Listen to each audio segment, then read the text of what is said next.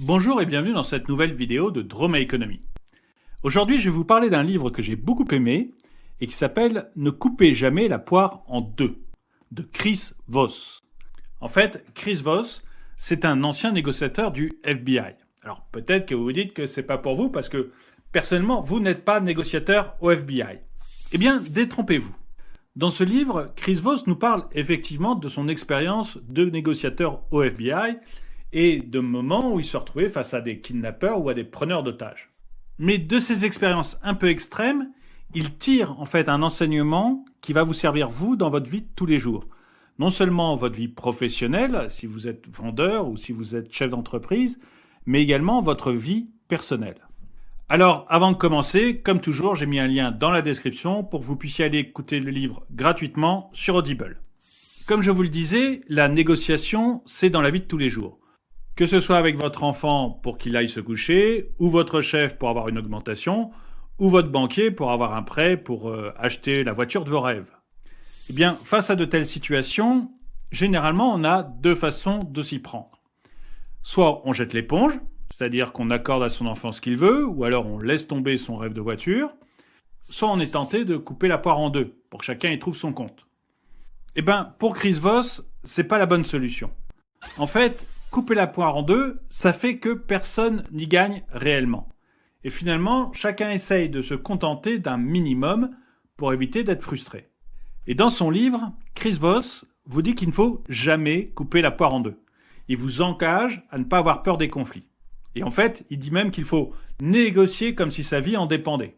En tout cas, c'est le sous-titre du livre en anglais. Beaucoup de personnes pensent que la négociation, c'est basé sur la logique. Grosso modo, si vous avez de bons arguments, vous arriverez à convaincre votre interlocuteur. Eh bien, Chris Voss dit que non. Il dit qu'en tant que négociateur du FBI, il n'a jamais réussi par la logique à convaincre des preneurs d'otages de laisser tranquilles leurs otages. Et il vous dit que pour demander une augmentation à votre directeur, ça sera exactement la même chose. En fait, la négociation, c'est plutôt une affaire d'émotion. Vous devez vous appuyer sur la psychologie humaine et sur son caractère impulsif. Et dans son livre, Chris Voss va vous inviter à considérer la négociation un peu comme un parcours de découverte. Pourquoi un parcours de découverte ? Parce qu'en fait, pendant toute la négociation, vous allez vous concentrer sur votre interlocuteur et uniquement sur lui. Vous n'allez pas du tout vous centrer sur la situation ou sur vos objectifs. Et ça peut paraître assez étonnant. Mais en fait, ce qu'explique Chris Voss, c'est que si vous vous concentrez sur vos objectifs, et si votre interlocuteur fait la même chose, vous allez rentrer dans une sorte de bagarre l'un contre l'autre. Et du coup, il y aura un vainqueur et un perdant. Et il ne faut pas croire que vous serez toujours le vainqueur. Donc du coup, ce type de comportement qui cherche à convaincre de manière verbale est plutôt une erreur. Et en fait, pour Chris Voss, il va conduire systématiquement à l'échec. Ce que Chris Voss préconise, c'est de collecter des informations de la part de votre interlocuteur. Vous allez rentrer dans une écoute active. Vous allez essayer de comprendre ce qui motive ses décisions. Et grâce à ces informations, vous allez pouvoir ensuite influencer son comportement.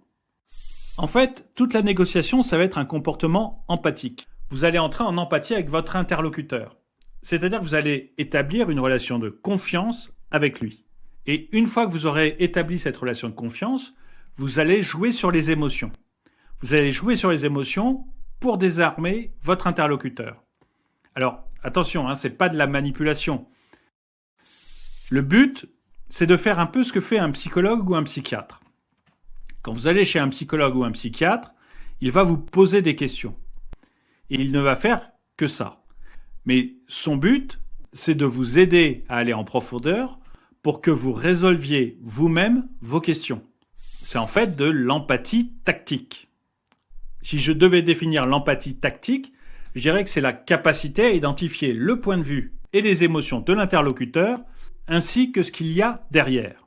Et, en retour, lui faire comprendre que l'on a compris. La méthode de l'empathie tactique, ça vous permet d'accroître votre influence, mais également d'identifier les obstacles et les clés pour arriver à un accord. Et Chris Voss identifie deux techniques à l'empathie tactique. La première technique d'empathie tactique, c'est l'effet miroir. L'effet miroir, on l'associe beaucoup au silence, mais c'est plus que ça. Prenons l'image de deux personnes qui s'apprécient. Lorsqu'elles s'apprécient, le ton de leur voix et puis petit à petit leur posture vont s'aligner l'une sur l'autre. Eh bien, l'effet miroir, c'est la même chose, mais avec des mots. Vous allez répéter la fin des phrases de votre interlocuteur et vous n'allez rien dire d'autre. Par exemple, si votre interlocuteur vous dit quelque chose comme « vous accordez ce prêt, c'est impossible », vous répétez juste sur un ton interrogatif « c'est impossible ?» Et puis silence, pas un mot. Et ce silence va donner beaucoup de force à vos paroles. Parce qu'en fait, votre interlocuteur va se sentir obligé de se justifier. Il va avancer de nombreux arguments et petit à petit, il va perdre sa crédibilité. Et tout votre travail, c'est de rester calme, posé et de laisser petit à petit le miroir faire son effet. Et au final, votre interlocuteur va vous donner plus d'informations qu'il ne le voulait. Et ensuite, vous pourrez vous servir de ces informations pour finaliser votre accord. Deuxième technique d'empathie tactique, c'est l'étiquetage.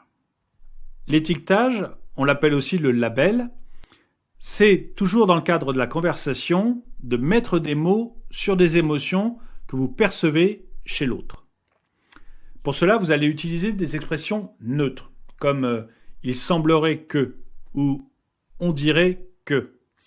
Et ces petites phrases vont permettre de calmer les émotions négatives et de renforcer les émotions positives de votre interlocuteur. Et là aussi, la technique du silence est essentielle. Ça va mettre votre interlocuteur dans la position de devoir combler les vides et de justifier ce que vous avez décelé. Alors là, ce sont deux techniques que l'on voit dans le livre, mais il est beaucoup plus complet. Et ce livre, il vous donne vraiment toutes les clés pour mener à bien une négociation à peu près dans n'importe quelle circonstance. Comme par exemple, affirmer les noms, utiliser des termes qui transforment, poser des questions calibrées ou donner l'illusion du contrôle. Pour conclure, si vous deviez retenir 3 choses de cette vidéo, ce serait 1. Vous devez considérer la négociation comme une découverte. 2. Vous devez être attentif à votre interlocuteur dans l'échange. Et 3. Vous devez refuser de faire des compromis. Je vous mets ici une playlist de vidéos sur la vente. Merci d'avoir regardé cette vidéo, mettez-lui un pouce vers le haut, commentez-la, partagez-la. Merci à tous ceux qui m'aident sur Tipeee et je vous dis à très bientôt.